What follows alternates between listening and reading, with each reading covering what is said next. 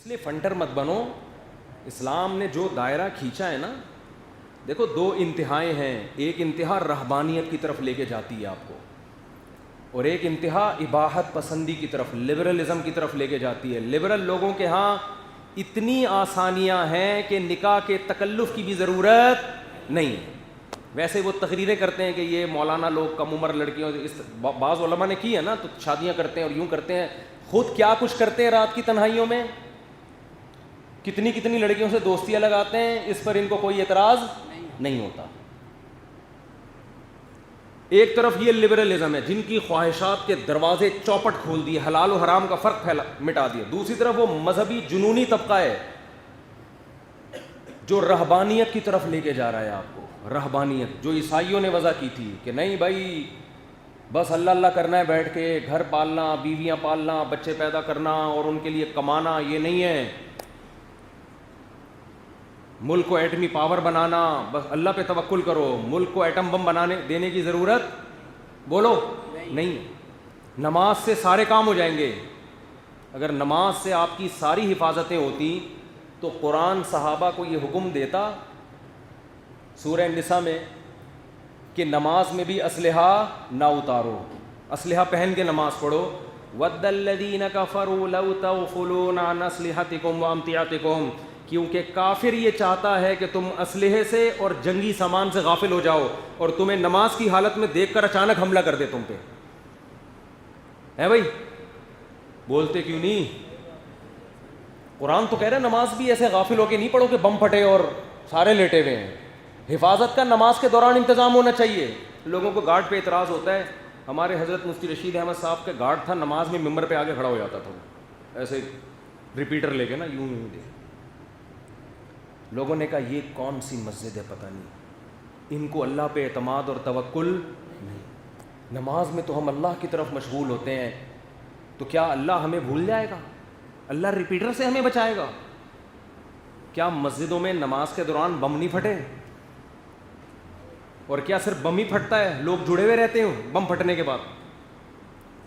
بھائی نماز کے دوران اللہ نے کرے بم پھٹا تو چونکہ نماز میں تھے اس لیے صرف بم پھٹے گا, نمازی نہیں پھٹیں گے.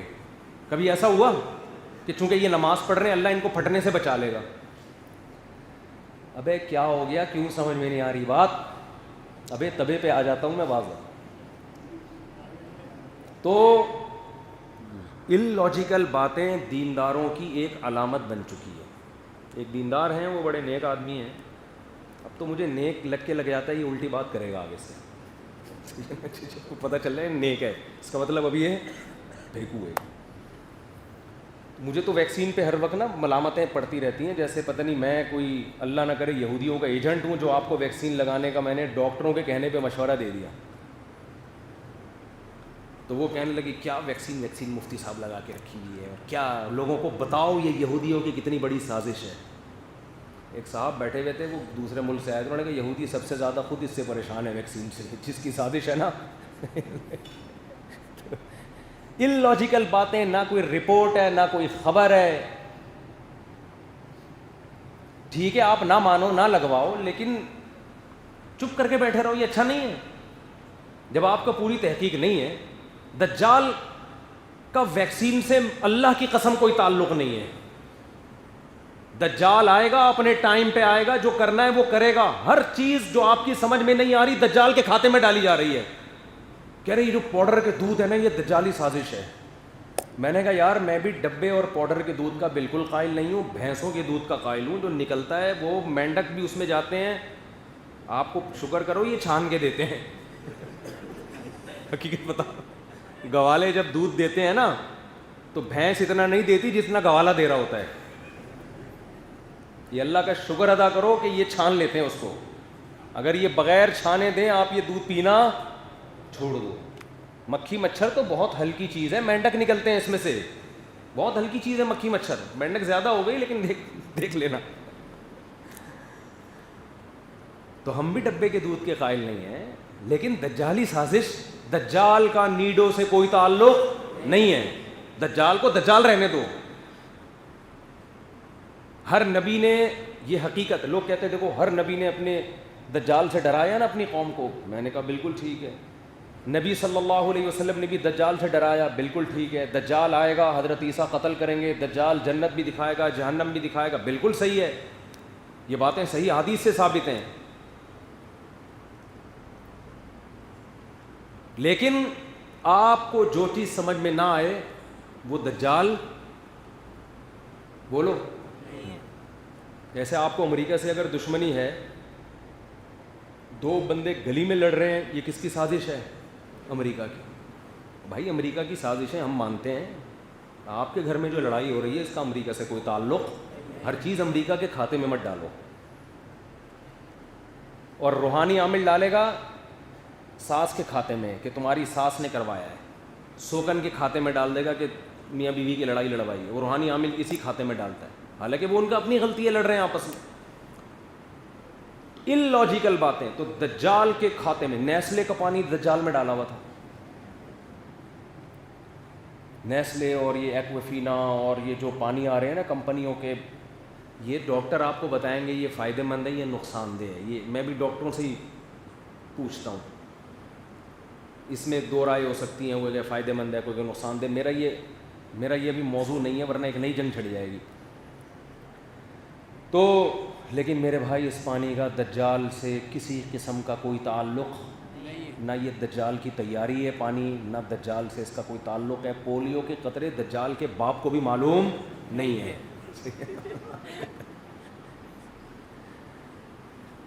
دجال آئے گا نا، آپ بولو گے پولیو، کہے گا یار یہ تو مجھے پتہ ہی نہیں. جیسے معین اختر کہتے ہیں میرے ماموں نے جب پولیس بلوائی،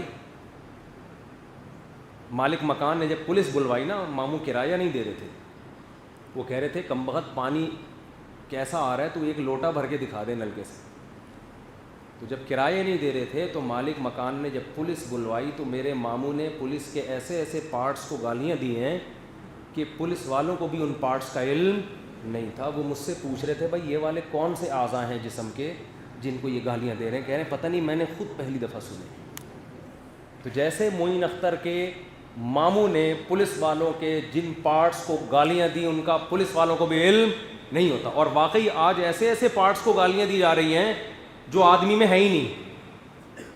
بعض ایسی گالیاں ایسی ایسی چیزوں کو دی جاتی ہیں جو ہے ہی نہیں. بلب کے رشتہ دار ہوتے ہیں بلب کے رشتہ داروں کو گالیاں.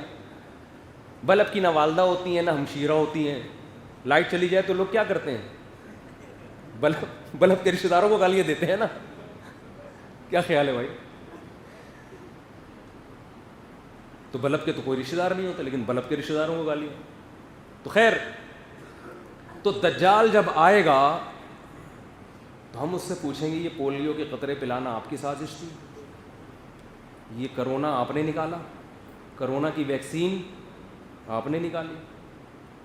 اور نیسلے کا پانی آپ کا پیدا کرتا تھا؟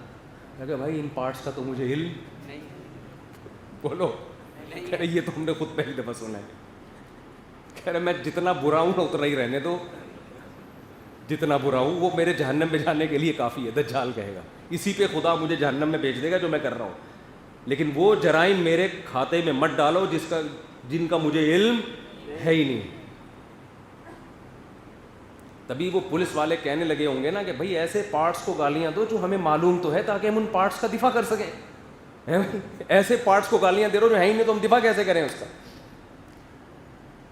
ان لاجیکل باتیں، ان لاجیکل کام. نماز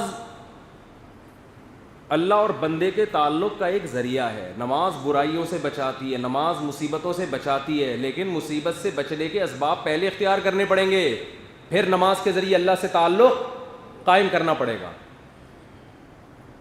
نبی صلی اللہ علیہ وسلم نے فرمایا نماز کی حالت میں سانپ نظر آئے سانپ کو مارو. سانپ کو مارنے کے لیے نماز توڑنی پڑے گی نا، چلنا پڑے گا.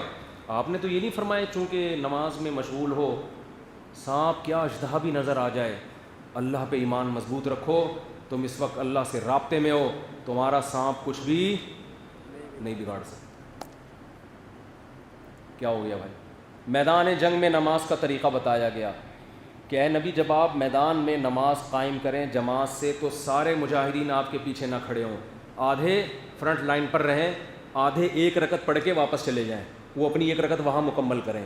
حالانکہ یہ چل پھر رہے ہیں نماز میں, لیکن جنگ کی ضرورت کی وجہ سے اس کی اجازت دے دی گئی کہ وہ ایک رکعت وہاں مکمل کریں, پھر وہ والا فریق یہاں آئے گا, ایک رکعت نبی کے ساتھ پڑھے گا, اگلی رکعت اپنی یہاں مکمل کرے گا, تاکہ سب کو ایک امام کے پیچھے, نبی کے پیچھے جماعت نصیب ہو جائے, لیکن میدان ہاتھ سے نہ جائے. اور اس دوران قرآن کہہ رہے اسلحہ اٹھا کے نماز پڑھنی ہے تم نے. سورہ نساء. کیوں؟ ود الذین کفروا, کافر یہ چاہتے ہیں, لو تغفلون عن اسلحتکم وامتعاتکم, کہ تم اسلحہ اور اپنے جنگی سامان سے غافل ہو جاؤ, پھر تم پر یمیلون علیکم میلۃ واحدہ, ایک ہی دفعہ میں حملہ کر کے ختم کر دیں. تو اسلام نماز کے ساتھ اسباب کا بھی حکم بولو دے رہا ہے.